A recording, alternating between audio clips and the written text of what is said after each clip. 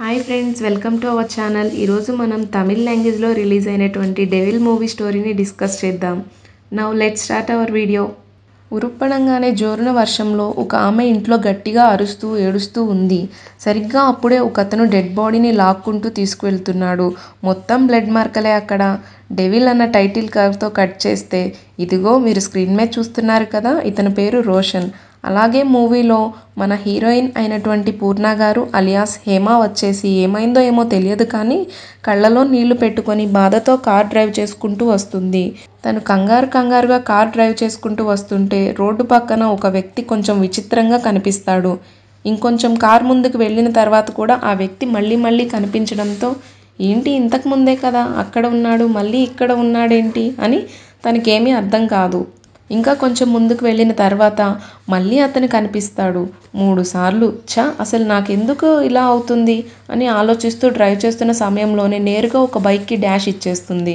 ఆపోజిట్లో bike drive చేస్తుంది ఎవరో కాదు, ఇంతకు ముందు చెప్పా కదా రోషన్ అని, అతనే. అతను కూడా బైక్ చూసుకోకుండా నడపడం వల్ల, స్పీడ్గా రావడం వల్ల కార్కి వచ్చి డాష్ ఇచ్చి ఉంటాడు. సో ఇక్కడ ఇద్దరిది తప్పే. ఎక్కువ శాతం తప్పు వచ్చేసి హేమాదే ఉంటుంది. హేమ వచ్చేసి రోషన్ని పైకి లేపి హాస్పిటల్కి తీసుకువెళ్తుంది. హాస్పిటల్లో ట్రీట్మెంట్కి కావాల్సిన డబ్బులంతా తానే దగ్గరుండి చూసుకుంటుంది. ఏమండి, ఐఎమ్ సారీ అండి, నేనేదో చూసుకోకుండా వచ్చేసాను అని రోషన్తో అంటే, రోషన్ కూడా సరే అండి, ఎలాగో ఏదో అయిపోయింది, నన్ను మా ఇంటి దగ్గర డ్రాప్ చేసేయండి అని చెప్పి తనతో పాటే తను కూడా వెళ్తాడు. రోషన్ను హేమ వీళ్ళిద్దరు కారులో వెళ్తుంటే, గాలి వాలుగా ఓ గులాబీ వాలి అని చెప్పి మన పవర్ స్టార్ పవన్ కళ్యాణ్ పాట పాడుతూ ఉంటే రోషన్కి హేమ ఎందుకో డల్గా ఉన్నట్లు ఉన్నారు అని అనిపిస్తుంది. ఏమండి ఏమైందండి మీకు, ఎందుకు అలా మొహం డల్గా పెట్టుకున్నారు అంటే, అదేం లేదు, జస్ట్ మిమ్మల్ని అనవసరంగా గాయపరిచాను, మిమ్మల్ని ఎక్కడ డ్రాప్ చేయాలో చెప్పండి అని అడుగుతుంది. ఫైనల్గా తను ఉండే ప్లేస్లో డ్రాప్ చేసి వెళ్తూ ఉంటే రోషన్కి మళ్ళీ సారీ చెప్తుంది. ఏంటండి మీరు ఎన్నిసార్లు చెప్తారు సారీ, ఒకసారి చెప్తే సరిపోతుంది కదా అని పర్లేదని థ్యాంక్స్ చెప్పి అక్కడ నుంచి పంపించి వేస్తాడు. హేమాని తర్వాత నెక్స్ట్ డే మార్నింగ్ హేమాకి ఒక ఫోన్ కాల్ వస్తుంది. హాస్పిటల్లో రోషన్ ఫోన్ చేసి ఉంటాడు. ఏవండి ఇక్కడికి రండి, ఈరోజు కూడా ట్రీట్మెంట్ జరుగుతుంది అంటే హేమ మళ్ళీ తన్ని చూడటానికి హాస్పిటల్కి వెళ్తుంది. రోషన్కి ట్రీట్మెంట్ అయిన తర్వాత ఇంటికి తీసుకువెళ్తుంటే రోషన్ ఒక 20 మ్యాగీ ప్యాకెట్స్ తీసుకుంటాడు. దీంతో హేమ, ఏంటండి మీరు ఓన్లీ మ్యాగీనే తింటారా అంటే, అవును, ఇది ఇప్పటికి, ఇది మధ్యాహ్నానికి, ఇది సాయంకాలానికి, ఇది రేపటికి అని అంటుంటే, మీ ఇంట్లో మీరు తప్ప ఎవరు ఉండరా అంటే, నేను ఒక్కడనే ఉంటాను, నాకు నేనే ఫుడ్ వండుకుంటాను, నాకు వంట రాదు అని చెప్పి నాకు వచ్చిందల్లా మ్యాగీనే, అందుకే ఇన్ని ప్యాకెట్స్ తీసుకువెళ్తున్నా అని చెప్తాడు తనకి. తర్వాత రోషన్ మీద జాలిపడి నెక్స్ట్ డే మార్నింగ్ తన కోసం ఫుడ్ ప్రిపేర్ చేసి బ్రేక్ఫాస్ట్ని తన ఇంటి దగ్గరకు తీసుకువెళ్తుంది. హేమ చేతితో వండిన ఫుడ్ తిన్న తర్వాత రోషన్కి చాలా బాగా నచ్చేస్తుంది. ఆ ఫుడ్ ఏంటండి మీరు ఇంత బాగా వండుతున్నారు, మిమ్మల్ని ఎవరు చేసుకుంటారో చాలా అదృష్టవంతులు అని చెప్పి, పోనీలే మీలాంటి ఫ్రెండ్ దొరికినందుకు నాకు చాలా ఆనందంగా ఉంది అని తనతో అంటాడు. ఆ తర్వాత రోషన్ షర్ట్ వేసుకోవడానికి కొంచెం స్ట్రగుల్ అవుతుంటే హేమానే వెళ్ళి హెల్ప్ చేస్తుంది.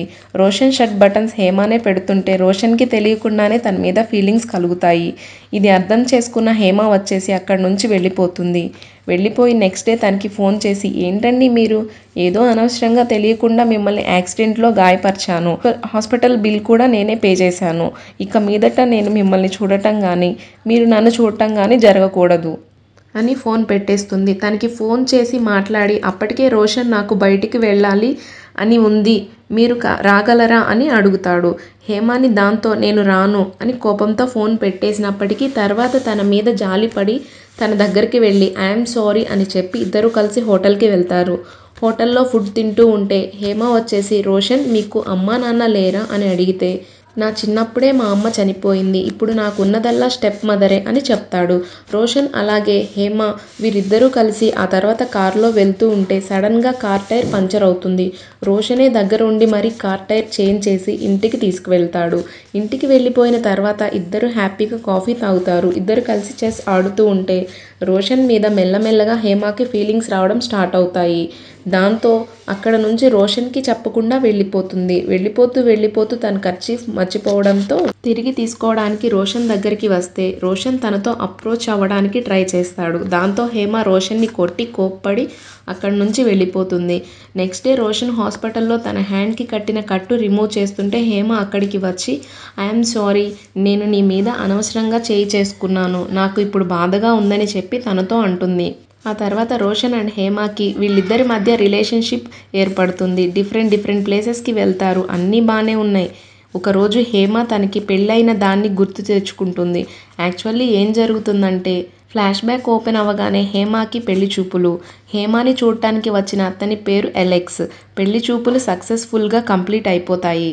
హేమకి ఎలెక్స్ నచ్చుతాడు. ఎలెక్స్కి కూడా హేమ నచ్చుతుంది. సో ఇద్దరు ఒకరికొకరు నచ్చారు కాబట్టి పెద్దలందరూ ఓకే చేసి ఫైనల్గా పెళ్లి కూడా చేసేస్తారు హేమకి అండ్ ఎలెక్స్కి. ఎలెక్స్ వచ్చేసి ఎప్పుడు చూసినా ఫోన్లో ఎవరితోనో చాట్ చేస్తూ మాట్లాడుతూనే ఉంటాడు. ఇది కొంచెం హేమకి ఇబ్బందిగానే అనిపిస్తుంది. ఫైనల్లీ వీళ్ళిద్దరికీ పెళ్లి అయిపోయిన తర్వాత ఓ రోజు రాత్రి ఎలెక్స్ ఎవరి ఫోన్ కాల్ కోసమో వెయిట్ చేస్తూ ఉన్నాడు.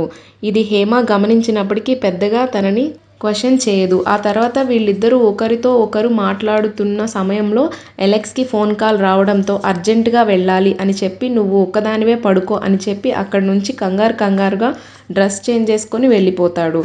ఇంతకీ వెళ్ళింది ఎలెక్స్ ఎక్కడికో కాదు, ఆఫీసులో పనిచేసే సోఫీ అని ఒక అమ్మాయి దగ్గరికి. తనతో ఎలెక్స్ ఫిజికల్గా రిలేషన్షిప్లో ఉంటాడు. రోజు నైట్ టైంలో ఎలెక్స్ సోఫీ దగ్గరికి వెళ్ళిపోవడం ఇదంతా ఎలెక్స్ వాళ్ళ అక్క గమనించి అరే నువ్వేం చేస్తున్నావో నీకు అసలు అర్థమవుతుందా, ఎందుకని నువ్వు హేమని పట్టించుకోవడం లేదు, అది నీ భార్య, ఒక్కసారైనా దాని గురించి ఆలోచించు అని చెప్పి కనీసం ఇప్పుడైనా తనని బయటకు తీసుకువెళ్ళురా అని తనతో చెప్పి ఎలెక్స్ వచ్చేసి హేమని బయటికి ఒక రెస్టారెంట్కి తీసుకువెళ్తాడు. అక్కడ మళ్ళీ సోఫీ ఎలెక్స్కి మెసేజ్ చేయడంతో మళ్ళీ తనతో మాట్లాడతాడు ఫోన్లో. ఈలోపు హేమ ఫుడ్ ఆర్డర్ చేసేసి ఉంటుంది. ఫుడ్ తిన్న తర్వాత ఏంటది, నన్ను అడిగిన తర్వాతనే కదా నువ్వు ఆర్డర్ చేయాలి అని చెప్పి ఎలెక్స్ హేమని అందరి ముందు తిట్టి అవమానపరుస్తాడు. పాపం హేమ ఏమో పెద్దగా దీని గురించి వరీ అవ్వదు, ఏదో కోపంలో ఉన్నాడు తెలియక అన్నారులే అని అనుకుంటుంది. తర్వాత నెక్స్ట్ డే సోఫీ దగ్గర నుంచి ఎలెక్స్ వస్తూ ఉంటే రోడ్డు మధ్యలో ఒక పర్సన్ ఒక లేడీ మెడలో ఉన్న చైన్ లాక్కుంటూ తీసుకువెళ్తున్నాడు. తానే వెళ్ళి ఆ పర్సన్ని కొట్టి ఆ లేడీకి ఆ చైన్ తిరిగి ఇస్తాడు. తర్వాత ఆ రోజు ఈవినింగ్ ఎలెక్సా వాళ్ళ సిస్టర్ వాళ్ళ అమ్మ నాన్న ఫ్యామిలీ మొత్తం అక్కడి నుంచి వెళ్ళిపోతారు. ఇక నుంచి మా వాడిని నువ్వే దగ్గరుండి చూసుకోవాలి అని చెప్పి హేమతో వాళ్ళందరూ వెళ్ళిపోవడంతో హేమ తన కోసం డిన్నర్ ప్రిపేర్ చేస్తుంది. ఎంతో కష్టపడి మరి రకరకాల డిషెస్ని తను చేసిందంతా డైనింగ్ టేబుల్ మీద పెట్టి హేమ ఎలెక్స్కి ఫోన్ చేసి ఏవండి మీకోసం ప్రేమతో డిన్నర్ ప్రిపేర్ చేశాను, మీరు త్వరగా ఇంటికి రండి, మీతో కలిసి నాకు తినాలని ఉంది. ఈ మాటలన్నీ ఎలెక్స్ పక్కన ఉన్న సోఫీ వినేస్తుంది. ఏంటి నీ పెళ్ళాం ఏదో గిన్నర్ అంటుంది, అంతేలే పెళ్ళాం వచ్చిన తర్వాత నువ్వు పూర్తిగా మారిపోయావు అని చెప్పి తనతో కోప్పడి అక్కడ నుంచి బయటకు వచ్చి ఎలెక్స్కి స్ట్రీట్ ఫుడ్ తినిపిస్తుంది. ఎలెక్స్ ఇంకా సోఫీతో కలిసి తిన్న తర్వాత ఇంటికి వెళితే పాపం హేమ తన కోసం చేసిన ఫుడ్ని కనీసం టేస్ట్ కూడా చేయకుండా అక్కడ నుంచి వెళ్ళిపోతారు. నాకు స్టమక్ అప్సెట్లో ఉంది, నేను వెళ్ళి పడుకుంటాను అని వెళ్ళిపోతాడు. దీంతో హేమ బాధపడుతుంది. ఏంటి ఈయన, నేను ఇంత కష్టపడి ప్రేమతో తన కోసం ఫుడ్ ప్రిపేర్ చేస్తే తను తినకుండానే వెళ్ళిపోయాడు అని దాన్ని కూడా పాజిటివ్గానే తీసుకొని నెక్స్ట్ డే మార్నింగ్ తన అమ్మకు కాల్ చేసి ఏం తినలేదు, తనకి స్టమక్ అప్సెట్ అయ్యింది అని చెప్తుంది. హేమ వాళ్ళమ్మ నువ్వు తనకి లంచ్ ప్రిపేర్ చేసి తీసుకువెళ్ళు అని తనతో అంటే హేమ ఎలెక్స్కి లంచ్ ప్రిపేర్ చేసి ఎలెక్స్ వాళ్ళ ఆఫీస్కి వెళ్ళి ఎలెక్స్ని కలిస్తే ఎలెక్స్ అప్పటికే సోఫీతో రొమాన్స్లో ఉంటాడు. అది చూసిన తర్వాత మన హేమ మనసు విరిగిపోతుంది. కోప్పడి అక్కడి నుంచి వచ్చేస్తుంది. కారులో బాధపడుతూ ఏడుస్తూ అక్కడి నుంచి వస్తూ ఉంటే దారి మధ్యలోనే రోషన్ని గుద్దేస్తుంది. ఇది జరిగి ఉంటుంది. ఇంతటితో ఇంటర్వెల్. సెకండ్ హాఫ్ ఓపెన్ అవ్వగానే ఇప్పుడు మీకు ఒక ట్విస్ట్ ఇవ్వనా, ఎలెక్స్ వచ్చేసి సోఫీతో రిలేషన్షిప్లో ఉంటాడు కదా, సోఫీ వచ్చేసి వాళ్ళ జిమ్ బాయ్ అనేటువంటి శాండీ అనే ఒక అతనితో రిలేషన్షిప్లో ఉంటుంది. సో ఎలెక్స్ని తను మోసం చేస్తుందని ఈ విషయం ఎలెక్స్కి తెలిసి ఎలెక్స్కి చాలా బాధ వేస్తుంది. నేను ఇన్ని రోజులు హేమాని పట్టించుకోలేదు, నేను ఎంత పెద్ద తప్పు చేశానో, నన్ను సోఫీ మోసం చేసిందని తన్ని చంపేయాలని అనుకొని ప్రయత్నిస్తే తనని చంపడానికి తన వల్ల అవ్వదు. ఎందుకంటే తను చేసింది తప్పంటే నేను చేస్తుంది కూడా తప్పే కదా, హేమాని మోసం చేస్తున్నా కదా అని అనుకొని చంపలేక అక్కడి నుంచి వెళ్ళిపోతాడు. తన ఫ్రెండ్తో కలిసి జరిగిందంతా చెప్పి బాధపడతాడు. ఇన్ని రోజులు హేమాని ఎంత బాధ పెట్టానో ఇప్పుడు నాకు అర్థమవుతుంది అని చెప్పి అప్పటి వరకు దూరంగా ఉన్న హేమాని కలిసి నేను తప్పు చేశాను, నేను ఏం చేశానో నాకు అర్థమయ్యింది, నన్ను క్షమించు అని చెప్పి తన కాళ్ళ మీద పడిపోయి బాగా ఏడుస్తాడు. నువ్వు ఇక మీదట హ్యాపీగా ఉండు, నా వల్ల నువ్వు చాలా బాధపడ్డావు, ఇక మీదట నీకు ఆ బాధ ఉండకూడదు, నువ్వు ఎవరినైనా పెళ్లి చేసుకో అని చెప్తే హేమ కూడా ఎమోషనల్ అయిపోయి తన్ని గట్టిగా హగ్ చేసుకుంటుంది.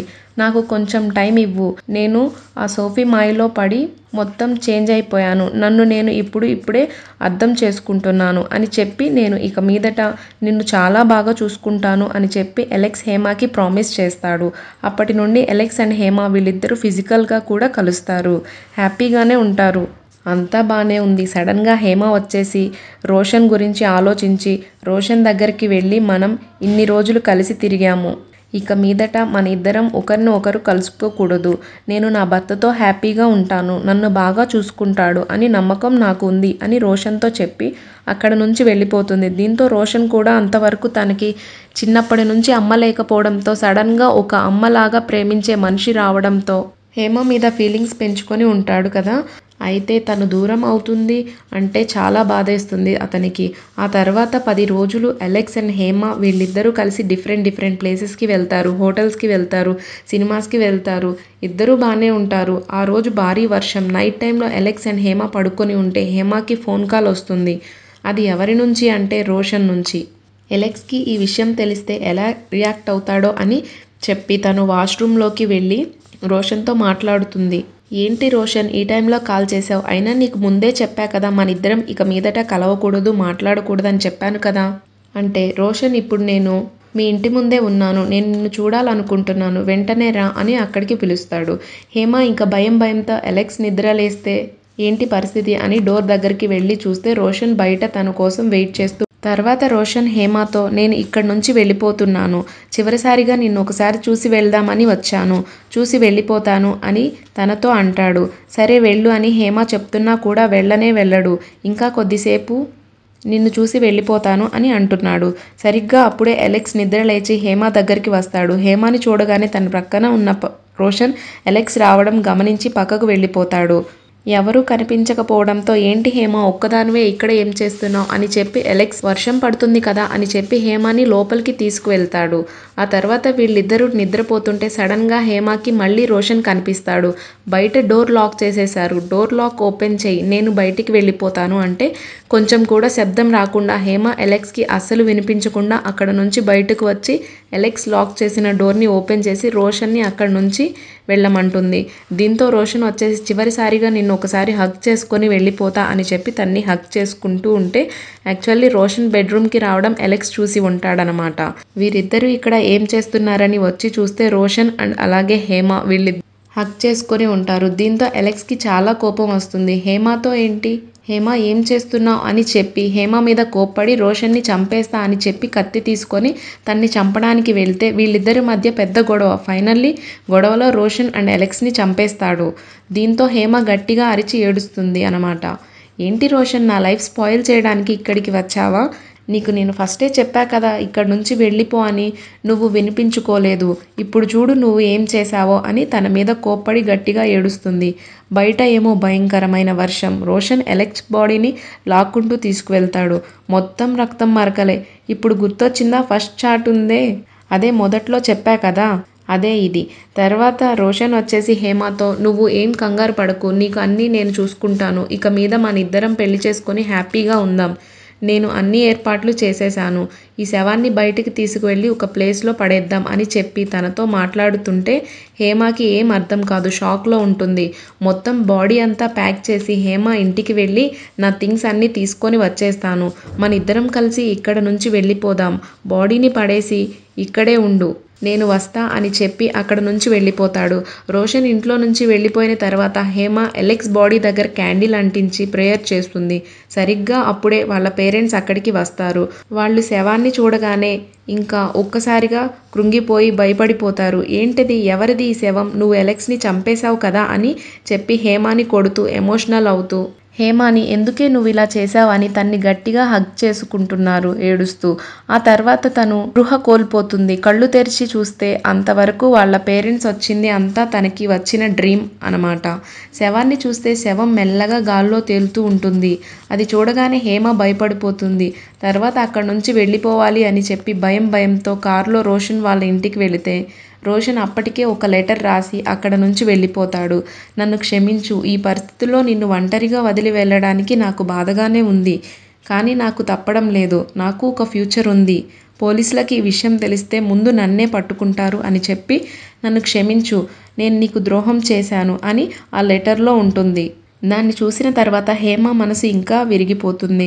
సో తనకి ఇంకా ఏం చేయాలో అర్థం కావడం లేదు. ఒకవైపు తన భర్త చనిపోయాడు, ఇంకోవైపు రోషన్ కూడా వెళ్ళిపోయాడు.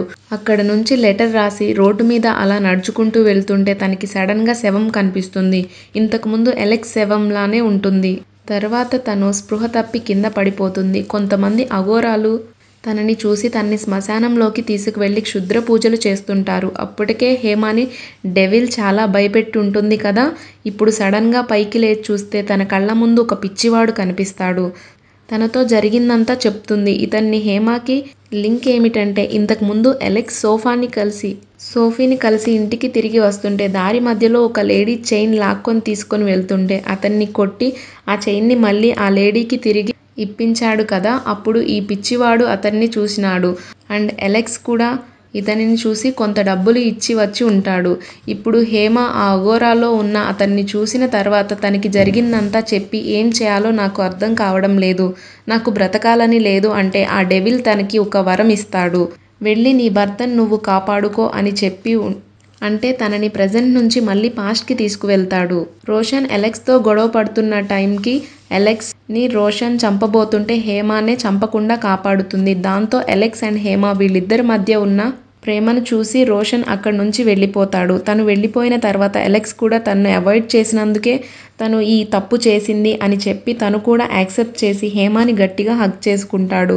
నన్ను క్షమించు, నేను నిన్ను అర్థం చేసుకున్నా అని చెప్పి అప్పటి నుంచి వీళ్ళిద్దరూ లైఫ్లో ఎలాంటి ప్రాబ్లం వచ్చినా ఇద్దరు కలిసి ఉండే సాల్వ్ చేసుకుంటారు. ఇంతటితో మూవీ కూడా ఎండ్ అయిపోతుంది. హ్యాపీ ఎండింగ్ సిచ్యువేషన్స్ ఏదైనా అవన్నీ తన భర్తని కాదు అని వేరే వాళ్ళకి అట్రాక్ట్ అయినందుకు ఎన్ని దారుణాలు జరిగాయో చూడండి. ఈ మూవీపై మీ ఒపీనియన్ ఏంటి, నా ఎక్స్ప్లెనేషన్ మీకు ఎలా అనిపించింది అనే దాన్ని కింద కామెంట్ బాక్స్లో తప్పకుండా నాతో షేర్ చేసుకోండి. క్లైమాక్స్లో నాకైతే చిన్న లాజిక్ మిస్ అయింది అనిపించింది. మరి మీకు ఇలాంటి మరిన్ని మూవీ ఎక్స్ప్లెనేషన్ వీడియోస్ కోసం మన ఛానల్ని సబ్స్క్రైబ్ చేసి బెల్ ఐకాన్ని క్లిక్ చేయండి. మరో ఇంట్రెస్టింగ్ వీడియోతో మీ ముందుంటాను. Thank you for watching.